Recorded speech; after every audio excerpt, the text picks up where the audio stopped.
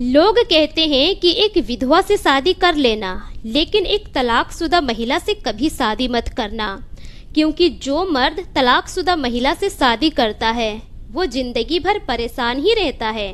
आप एग्जाम्पल के तौर पर भारतीय क्रिकेटर मोहम्मद शमी को देख सकते हैं। मोहम्मद शमी ने भी एक तलाकशुदा महिला से ही शादी की थी। शादी के कुछ साल दोनों के बहुत अच्छे चले, दोनों को एक बेटी भी हुई, लेकिन कुछ सालों के बाद दोनों का तलाक हो गया।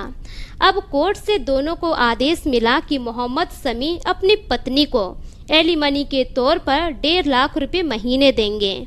मोहम्मद शमी ने एक्सेप्ट कर लिया, लेकिन उसकी पत्नी को ये रकम कम लगने लगे। वो चली गई हाई कोर्ट और वहां पर एलिमनी के पैसे बढ़ाने की डिमांड की। अब कुछ सालों के बाद कोर्ट का आदेश आया कि मोहम्मद शमी अपनी पत्नी को एलिमनी के तौर पर हर महीने 4 लाख रुपए देंगे।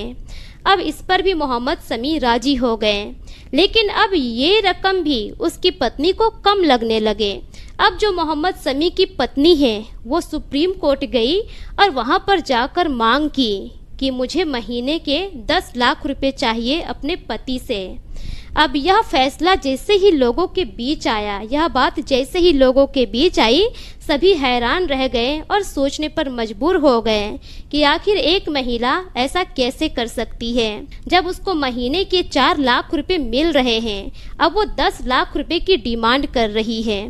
तो दोस्तों, इसीलिए कहते हैं कि तलाकशुदा महिला से शादी करने से पहले 100 बार सोच लीजिएगा, क्योंकि अगर उस महिला का पहला पति से तलाक हुआ है तो कुछ न कुछ कारण रहा होगा, तभी तलाक हुआ है। इसलिए सोच समझकर फैसला लीजिए, और अगर आप तलाकशुदा महिला से शादी करते हैं तो छानबीन करके ही शादी कीजिएगा।